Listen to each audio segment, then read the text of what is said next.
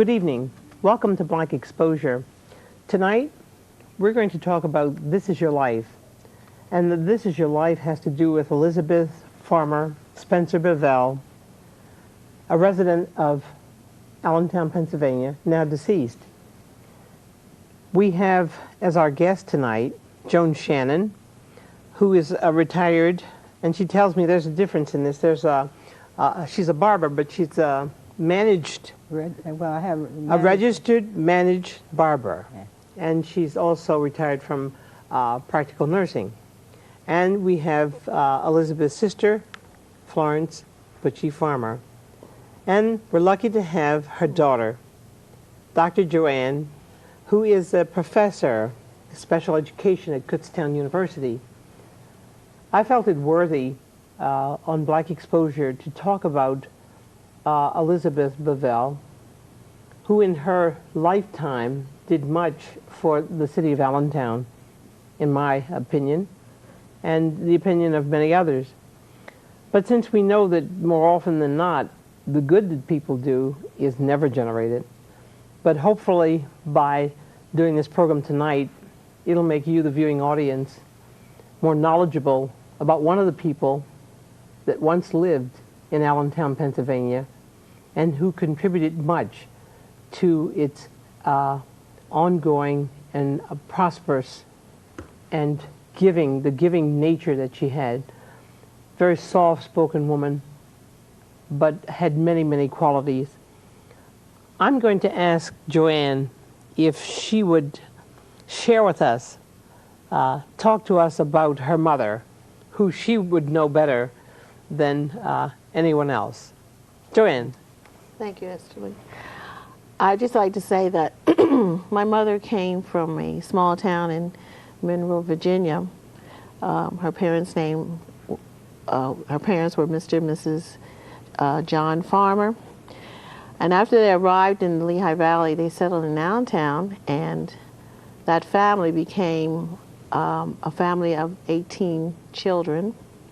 And I think there are 5 that are still living, so you know there was a lot of activity in the family. But also they were churchgoers, and that was very important. And I think her work, the work that she's known for today, actually began in the church. Learning to work with other people, care for other people, all that training, again, began with her parents and churchgoers at St. James A.M.E. Zion Church in Allentown. Esther Lee is correct when she says my mother was a giving person. She constantly thought of others and was always doing for others in many ways. She served on several boards, cancer board. She volunteered for the Heart Association. She was also on the Y board. And in essence was a very active community leader, but managed to keep her family intact, because she also involved her family in many of the activities that she participated in. The fact that she is not only a giver, but she was a very quiet person, but her quietness was appreciated by many people. I was just talking to my aunt. I don't think we ever heard her raise her voice That's to right. anyone. That's right. I never remember her saying... Never. Also not saying anything negative about right. another person. She was always praising people and trying to find the best positive qualities that other people had, and then she tried to use those qualities to make some programs work and to get them involved in the community. You know, when we talk about her spiritual impact, she certainly was dedicated to Christ. There was no question in my mind that she was. I can remember, we were talking earlier about the little choir she had. It was the Pearls of Joy. And I know that she wrote a skit. There was a little play that we did, and we did that here on Black Exposure, while she was yet alive. I don't remember what year it was, but she had that knack for working with young people and getting them to produce. Yes. And those Pearls of Joy were a joy. Yes. We enjoyed them. They were younger. I think your niece is grown up now, but she had such a several of my nieces. Vibrant. Several of my cousins, my nieces.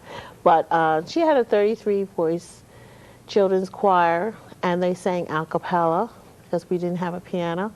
And they were very much in tune. They sang the old spirituals, and they did a lot of traveling around. Yes, youth was one of her priorities. She was very concerned about young people.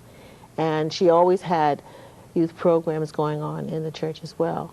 That extended to another choir. She also had a choir called the Zionettes, because she felt, and that was a community-based choir. It wasn't just members from our church, but members from other churches as well.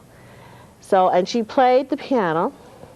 She was a gifted pianist in that she could listen to a song and then play it. Yes. She never took a piano lesson in her life, you know. That's it. And she played for our church. Yeah. And I remember, you know, she was associated. I know she used to call my mother.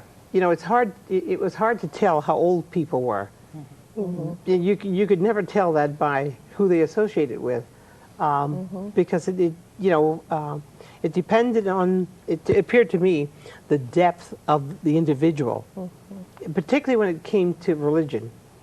In the religious community, folks may not notice, but sometimes your associations are based on, you know, how strong and you are, at what level in your relationship with Christ. At least it is in the Afro-American community. I can't speak for anyone else. But sometimes, you know, the wisdom that one obtains is because they're wise enough to share with the older generation. Yes, that's right. And capture some of their knowledge. And I remember Elizabeth and my mother, they were both presidents of choirs. Yes. And so, you know, that brought them together. I'm sure my mother was older than your mother. But, you know, those kinds of things brought people together. But I just remember her reaching out to young people. Yes. I remember her with those choirs and being able to generate. I could call her and say, can you get a choir to sing for this event? And she said, we'll be there. One of the things my mother used to do is that if you didn't have a way to get there, she went around and picked all the children up for practices and returned the children home, and she made sure that you were able to get to choir rehearsal, even if she had a carpool everybody. Yeah, it was interesting. And those were very good, warm days. What year was this? You know, This Is Your Life, folks, is actually an organization that Elizabeth Beville founded. So we're talking about early on. Tell us the year and really the basis for which she founded that group. The organization began in 1968, which means that we will be celebrating our 27th anniversary in October. Dear, dear. We celebrate it every third Sunday. It's always on a Sunday in October. I see. And I think the original purpose was, it again was church related. This began at St. James, whereby my mother wanted people to be honored for the services that they had given to the church. Yes. And so they decided to have a banquet and honor, I think, different ones that had like 25 years of services, whether they were on the board, deacon board or whatever. And then they did all the thing that was so fascinating was that they did all the cooking, all the decorating, and it really brought a lot of community together to put on that banquet. But the thing that happened was that it got so big, the attendance got so great that they had to take it to a hotel. I remember a little at one of the banquets. There was a booklet that was handmade. Yes, my aunt. I have it to this day. Yeah. You know, but it was those kinds of things that you know, helped you to appreciate what she was trying to do. Well, I think my aunt can address that because that was made by one of our. Yeah, but she's your sister. Yeah. Tell us. It was made by Linda Farmer, my sister, she is now blind. But she Is was that near right? the beginning when we first started in '68 too. She did all our decorations, and she made the program booklets, By which hand. were all by Yes, hand. I know they were. The printing and everything. in the Absolutely, book was made I by noted hand. that. Yes. And it was those key things that were important. You know, Right. it wasn't a mass process of just getting something done. There was a personalism that I'm sure she engineered. Yes. She would tell somebody what she wanted, Right. and they had the ability to do it. That was the unique thing. Yes, they did. And if you would say that you couldn't do it, by the time you got finished talking to Elizabeth, You could. you had it done. So, Yeah, absolutely. Joan, How do you know Elizabeth? Well, in 1982, I was on her, and she approached me and asked me, would I like to become a member of the This Is Your Life? Now, I only knew her about a year before I was on her. I mean, like more personally. Yeah. Like. And she was the type, like you said, make you produce. Yeah. She would hug me and talk to me and everything like that and tell me I could accomplish anything, you know, in life in order to succeed or be successful. And I just thought she was the most gracious and fashionable lady, and a great leader, was always involved with the community. Just was wonderful, that's all. Just a wonderful lady. And when she passed away, it was like I lost my best girlfriend. Yeah. You know. But she inspired me to be like optimistic, and I can accomplish anything I want to be successful. She really was. She was encouraging. She was still that. Yes, that was one of her qualities. I would do anything almost. I mean, work very well for her. Yeah. Yes. And that was the key, you know, working for her, because Yes. you know. Well, she's psychic, so. Yeah, you either did it willingly or she drug you. Yes. She really sought out your talents. Yeah. She Yes, saw that's she true. saw what everyone could contribute, and she focused on their talents. And then she said, "Listen, you know, I need this. Yes. And you can do this. Yes, for yeah, me." And yeah. then that's And what. I think the community saw this in her, a leader Yeah. and one who's involved all the time with the And also, community. the other thing, Joanne, you know, you were educated. Your mother, you worked, because I think she did catering work. My mother was a cateress. Yes. The best story to tell you is my brother, who stated that he was playing a basketball game, and he was a star player for Darrell, and he was about to make his best shot and did make it, and my mother was sitting in the stands sleeping.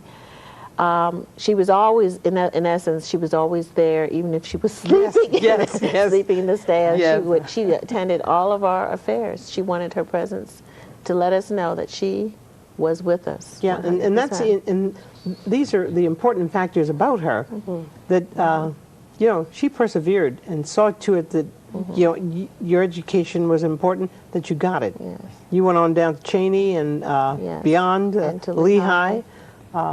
See, I know a little bit about you. Yes, you do. My mother was, how can I say it? She wanted to always be she wanted to be a nurse, and she didn't have the opportunity because she was had to work, and she was a divorcee, and she had to raise 2 kids. And so her dream came through us. Yes. Yes. Her inspiration came through us. And she always told us that we could become anything we wanted to become. Yeah. And if she had to work 4 jobs, she would work 4 jobs to make sure that our dreams did come true. You know, a message even for our young people today who think that they can't do anything. You know, it's a lesson. I mean, there's a lesson to be learned, you know, if they watch the program about Elizabeth Beville and, you know, how she encouraged everyone that she touched That's to, right. to move forward, that you can accomplish, you can succeed. We have so much negativism today that people hardly want to do anything, let alone attempt to study. They don't apply themselves at all. And so we need to pass on the message that really one can learn if one wants to. And you're in special education, so Yes. you must have a message for us. Wow. I love special ed, and I also am I think I've modeled after my mother, because I've inherited her her group, her organization, This Is Your Life Association, along with my aunt, Florence Farmer, and we're really trying to hold it together, and it has grown into a different, there are different components to it now. Are there? It started out Tell us a being little bit. Yeah, tell us a little bit about Started the out- organization now. Well, not only do we have an honorary banquet to honor volunteers in the community, but we also sponsor fundraisers so that we can take children on cultural events. We've taken them to the Ben Franklin Institute. We've taken them to the zoo so that they will have a stronger experiential background. Yes. So when they go to school, they can write about different things and that they've seen and observed and heard. I know that you were responsible for the street being named Martin Luther King Boulevard in Allentown. You know, I remember conversations with Joanne, and she had to be persistent about that because there are folks that didn't want it to happen.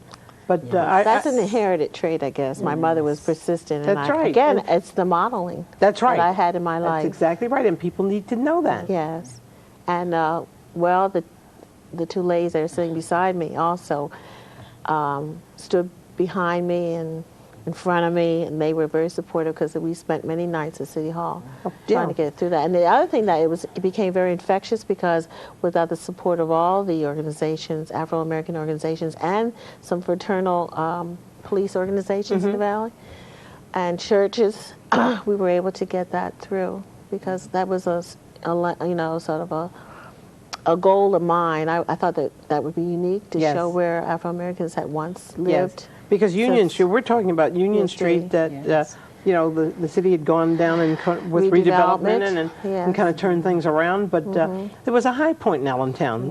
Union Street was the only street that almost, in that surrounding area. Yes. Where Martin Luther King Boulevard is now, or is it Lawrence Boulevard or Street? Street? Yeah, it was Lawrence Street, and then people lived in and around, there. And so it's rightfully named. Yes, it's beautiful road. It was a great feeling, I tell you. Yes. When they put the sign up. Yes, I went through there last week, and isn't it a wonderful place? Yes, to drive down. Absolutely. I think this is sort of it's just inspiring to ride I'm going to down see the if they'll road. change Pawnee Street to Martin Luther King Street. Yeah, that would be nice. No, not hardly, but there are. It's well deserved, and you know, we just go on from there.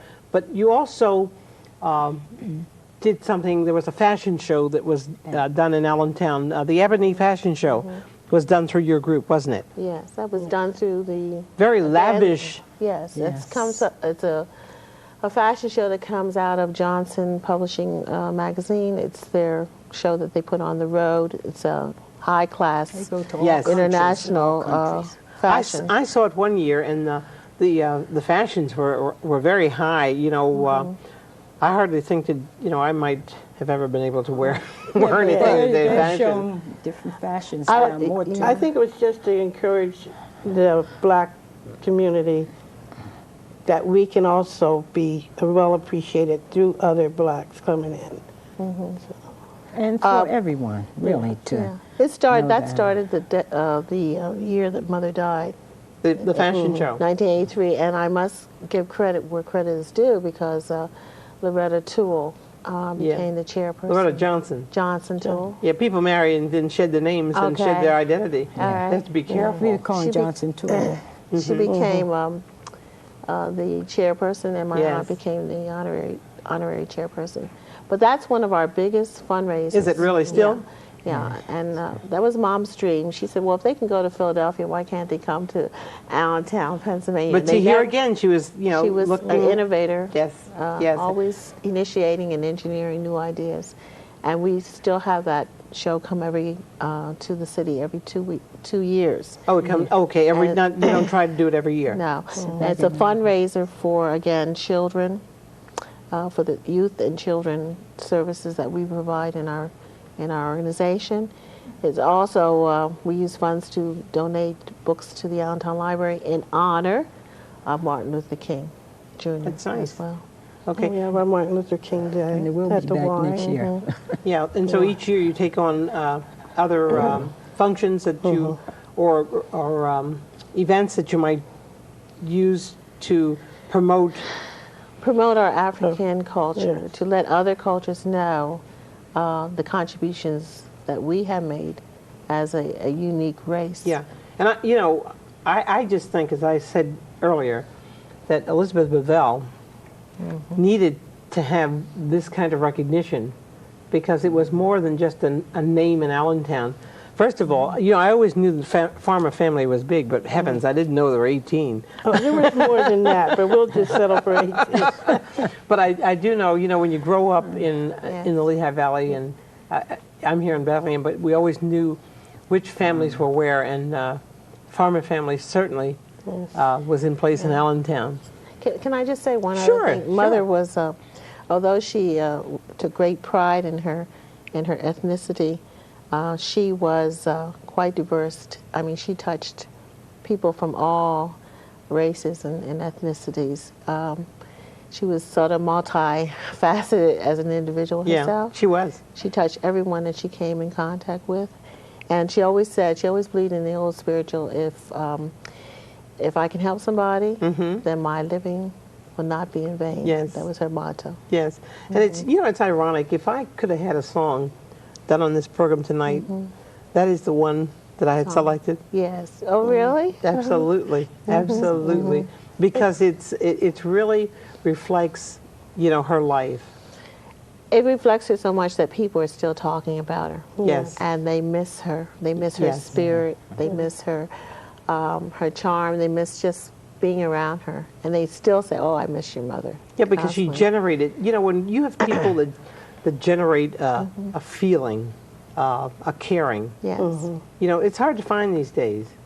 I'm sure, Joan, you miss her. Oh, yes. Oh. Because if you need to talk Like with I someone. say, she'll hug and grab you and say, "Oh, this is your life." She made me think. Yeah, it you were was it. an honor and a pleasure Yes. to be a She member made of this everybody society. feel very Oh, yes. personal. Right. Yes, she did. Yeah. And I'd just like to recall one thing about the Strong sisters. Faith was always there to help her, too. Yes, she depended a lot on Faith. Yes, I know she in did. conversations that she had Very with me, you know, she really looked forward to Faith, you know, Right. assisting her. And And Ella. Faith has done a lot for, you know, Yes, she does. you know, the Lehigh Valley period, Yeah, they- musically. Yeah. She's been around not as long as, you know, some people. She started out very young, but she let the Lord use her. Right. And, you know, in the crux of Elizabeth's life, I think, was, you know, Christ in her life Christ. and her Always. dedication to Him. Yes. I always said I had a praying mother because when I would wake up as a child, my mother would always be praying first thing in the morning. And Yeah. when I went to bed at night, she would pray and you said- pray before she went to bed at night. And you I said, "What is this?" Yeah. But some of the other things that she may have, you know, in recognizing people as she selected them, do you know any reasons that she would go after certain people? Her selection was so diversified. I mean, it could be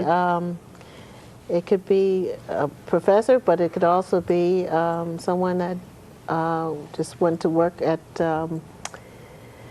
Beville Steel that came and did some work with maybe boys in the community, or someone who worked on the playground. I mean, she didn't have a criteria. It was the number of hours you were spending beyond your job Yeah. that she thought that those things were important. I felt that she came after me. Yes. Because I wanted to leave after a certain, year, but she tell me, I need you. I want you here to help me. So I have to say she is persuasive, like. Yeah. Well, she could actually hear, she's not in the conversation, but she'll overhear somebody talking. If they wanted to do something, then she would go over to that person and say, if you want to do it, go ahead and do it. Yeah. She would give them a boost. Now this was before the new St. James was built. Now a lot of the programming that was done in the old part of old church. the old church. Yes. And so there were a lot of things that weren't available to her. It was nice to see the fellowship that was done in She the created in the church, yes, and the plus she was a caterer, so the food was always very tasty. Yeah. She actually had people working in the kitchen. I mean, excellent cooks. Yes. That could probably be making millions of dollars today, but they put on a good good banquet. But it was her leadership again. Absolutely. Yes. And I And- think we have to key in on that. People think things just happen. But I think your mother there was no doubt in my mind Right. that she was a leader. Yes. And in so being so, she could ask and demand that others do things, and they felt that they had to follow. And this is what many in the community felt, that she was the leader and can get people to do things, you know. And just like Miss Merrick's used to tell me, Joanne, she knew that they were going to have this education.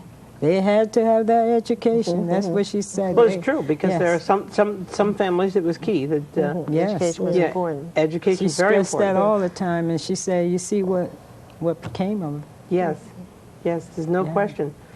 What kind of role, Butchie, do you think she played on your family's life? Well, like I said, she was a good leader. If you didn't want to do something, she got you to do it. Whether we wanted to do it or not, she was there. And she was She very really supportive pushed of it. the family. Yes, she was, very much. Like, you know how you always say you run to your older Yes, sister or something? yes. Well, she always came in there. And she utilized her family. Right. Yeah. She utilized her members too. Yes. I rely heavily on my aunt today because she was one of the first members, and she's very supportive of us. So the family cohesiveness Good is kid. still there. Yes. My aunt Linda still does things. Uh-huh. And That's important. Yes, it is. Because you know what? Because when all else fails, call you know her. that your family is going to see you through it. That's right. Yeah. It's been a real pleasure, having this conversation this evening about Elizabeth Beville.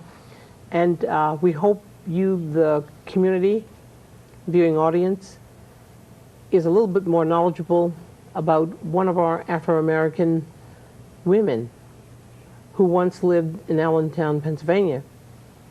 And as we said previously, part of her message would be, if I can help somebody as I pass along, my living will not be in vain. Thank you and good night.